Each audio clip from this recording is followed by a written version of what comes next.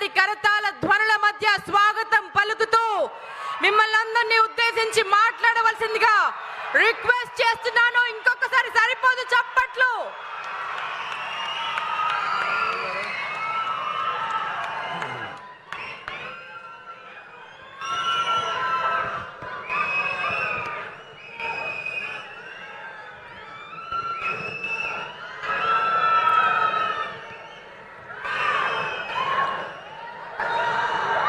వేదిక పైనున్న పెద్దలందరికీ పేరు పేరున నా హృదయపూర్వక నమస్కారాలు. కొంతమంది గురించి ప్రత్యేకంగా నేను మాట్లాడాల్సిన అవసరం ఉంది. మొదటి వ్యక్తి మన పవర్ మంత్రి గొట్టిపాటి రవి గారు, మనందరి స్వామి ఎవరు డోలా బాల వీరాంజనేయుల స్వామి గారు. బుడ్డోడని ఆయనే సెల్ఫ్గా చెప్పారు. బుడ్డోడైనా ఉగ్ర నరసింహ రూపుంది. నేనేమైనా హామీ మర్చిపోతే నన్ను వదిలిపెట్టుకున్న వెంటాడిన ఉగ్ర నరసింహారెడ్డి గారు, గౌరవ కలెక్టర్ గారు తమిన అన్సారియా గారు, గౌరవ చీఫ్ సెక్రటరీ విజయానంద్ గారు, నాకు కుటుంబ సమానమైన పిఎంఎస్ ప్రసాద్, అందరికీ నా హృదయపూర్వక నమస్కారాలు. ఉమ్మడి ప్రకాశం జిల్లా అంటే నాకు మొదటి గుర్తు వచ్చేది పౌరుషం, ప్రేమ. ఇక్కడ ప్రజలకి పౌరుషం ఎక్కువ, ప్రేమ కూడా ఎక్కువ. ప్రకాశం జిల్లాకు టీడీపీ అన్నా, చంద్రబాబు నాయుడు గారన్నా పెద్ద ఎత్తున ప్రేమ ఉంది. 2019లో ఎదురుగాలి ఉన్నా మీరు 4 శాసనసభ్యుల్ని తెలుగుదేశం పార్టీలో గెలిపించారు.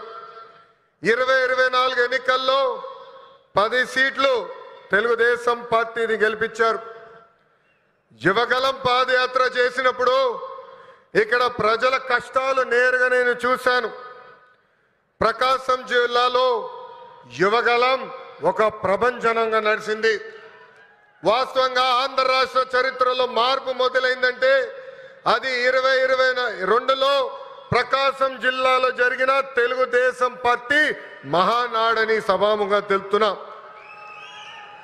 నేను ఆ రోజే చెప్పా, మీరు నా పైన చూపించిన ప్రేమకు రెండింతలు తిరిగి నేను మీకోసం పని చేస్తానని. నేను ఆ రోజే చెప్పా, ప్రకాశం జిల్లా నా గుండెల్లో పెట్టుకుని అభివృద్ధి చేస్తానని. 2014లో రాష్ట్ర విభజన జరిగింది. కట్టుబట్టలతో మెడబట్టి మన అందరినీ బయటికి గెంటేశారు. ఆ కట్టుబట్టలతో మన ప్రయాణం ప్రారంభించాం. ఆనాడు అందరి ఆమోదంతో అమరావతియే మన రాజధానిగా ప్రకటించుకున్నాం. ఒకే రాజధాని అభివృద్ధి వికేంద్రీకరణ నినాదంతో మన ప్రభుత్వం పనిచేసింది. అనంతపురానికి ఆటోమోటివ్ కంపెనీలు తీసుకొచ్చాం. చిత్తూరు కడప జిల్లాకి ఎలక్ట్రానిక్స్ కంపెనీలు తీసుకొచ్చాం. కర్నూలు జిల్లాకి విద్యుత్ సోలార్ కంపెనీల్ని తీసుకొచ్చాం.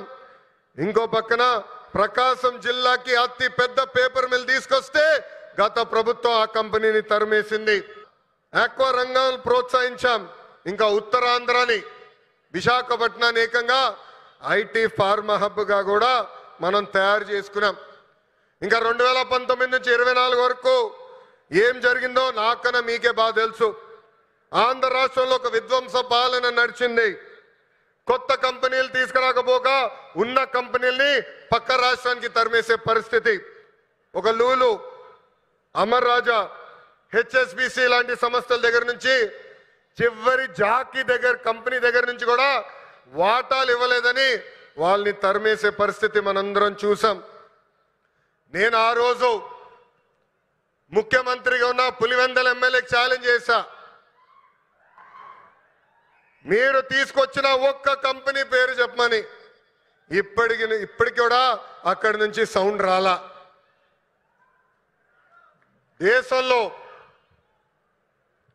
దేశంలో ఎప్పుడు జరిగిన విధంగా నేను పాదయాత్ర చేశా. ఒక మాటలో చెప్పాలంటే యువగలం పాదయాత్ర నాలో మార్పు తీసుకొచ్చింది. గంగాధర్ నెల్లూరు నియోజకవర్గం చిత్తూరు జిల్లాలో ఉంటుంది.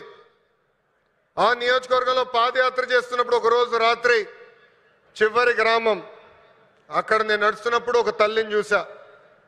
రోడ్డు మీద కూర్చుని బోండాలు వేస్తుంది. ఆమెను అడిగా, అమ్మా ఆకలేస్తుంది, నీ పక్కన కూర్చోవచ్చా, నాకు బోండాలు వేస్తాను అడిగా. స్టూల్ లాగేసి కూర్చో బాబాని చెప్పింది. ఆమె మాట్లాడుతూ ఆమెను అడిగా, ప్రభుత్వం నుంచి మీరేం ఆశిస్తున్నారు? ఆమె అప్పుడు చెప్పింది, మద్యంకి మా భర్త బానిసుడయ్యి చనిపోయాడు.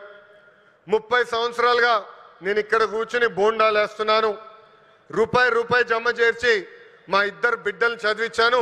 ఆ 2 బిడ్డలకి ఉద్యోగాలు కల్పించు బాబు అని ఆనాడు ఆమె కోరింది.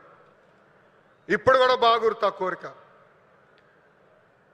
ఆ సంఘటన తర్వాత మరుసటి రోజు గౌరవ ముఖ్యమంత్రి చంద్రబాబు నాయుడు గారికి నేను ఫోన్ చేసి, ఎట్టి పరిస్థితుల్లో మేనిఫెస్టోలో మనం ఒక మొదటి హామీ పెట్టాలి. అది 5 సంవత్సరాల్లో 20 లక్షల ఉద్యోగ కల్పనే మన లక్ష్యంగా పెట్టాలని కోరటం జరిగింది. దేశంలో ఏ పార్టీ చేయని సాహసం ఎన్డీఏ ప్రభుత్వం చేసింది. ఆ హామీ ఇచ్చే ముందర నేను అనేక మందితో మాట్లాడా. వాళ్ళందరూ అన్నారు, ఈ హామీ మీరు సాధించగలుగుతారా, చేయగలుగుతారా అని అడిగారు. కానీ వాళ్ళు ఒకటే చెప్పా, నా ధైర్యం ఒకటే, నా బ్రాండ్ ఒకటే. ఆ బ్రాండ్ పేరు 3 అక్షరాల CBN. మొన్న ఢిల్లీలో ఒక ఇంటర్వ్యూకి వెళ్ళా.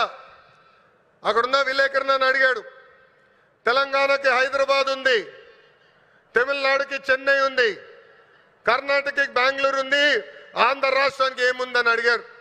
అతన్ని ఒకటే చెప్పా, మాకు చంద్రబాబు నాయుడు గారు అని ఒక బ్రాండ్ ఉన్నాడు, అందుకే మా రాష్ట్రం రూపురేఖలు మేము మార్చబోతున్నామని. 2024 ఎన్నికల్లో సైకో పాలకుకు బాయ్ చెప్పి సైకిల్, గ్లాస్, కమలం పాలన మనందరం కలిసికట్టుగా తీసుకొచ్చాం. గెలిచిన మొదటి రోజు నుంచి ఉద్యోగాల వేట మొదలు పెట్టాం. ఇప్పటి వరకు 8 లక్షల కోట్ల పెట్టుబడులకు, తద్వారా 5 లక్షల మంది నిరుద్యోగ యువకులకు ఉద్యోగాలు కల్పించడానికి ఒప్పందాలు కుదుర్చుకున్నాం, పనులు ప్రారంభించాం. దాంట్లో భాగంగా ఈ రిలయన్స్ ఎనర్జీ ప్రాజెక్ట్ కానివ్వండి, NTPC కానివ్వండి, భారతదేశంలోనే అతి పెద్ద ఆర్సిలర్ మిత్తల్ స్టీల్ ప్లాంట్ కానివ్వండి, BPCL, Tata power, TCS, LG electronics లాంటి అనేక కంపెనీలు మన రాష్ట్రానికి రాబోతున్నాయి. కుటుంబంలో ఒక్కరికి ఉద్యోగాలు కల్పిస్తే ఆ కుటుంబం పరిస్థితి మారుతుందని బలంగా నమ్ముతుంది ఎన్డీఏ ప్రభుత్వం. పేదరికం లేకుండా చేయాలంటే ఉద్యోగాలే కల్పనగా మనందరం ముందరికెళ్ళాలి. నా సింగిల్ టార్గెట్ ఒకటే, 5 సంవత్సరాల్లో 20 లక్షల ఉద్యోగాలు మన ఆంధ్రులు కల్పిస్తామే. దానికోసం ఎక్కడికైనా వెళ్తాను, ఎవరినైనా కలుస్తానని ఈ సభాముఖంగా ఆంధ్ర రాష్ట్ర నిరుద్యోగ యువకులకి నేను హామీ ఇస్తున్నా. ఇంకా రిలయన్స్ ఫౌండర్ ధీరుభాయ్ అంబానీ గారికి, చంద్రబాబు నాయుడు గారికి మంచి అనుబంధం ఉండేది.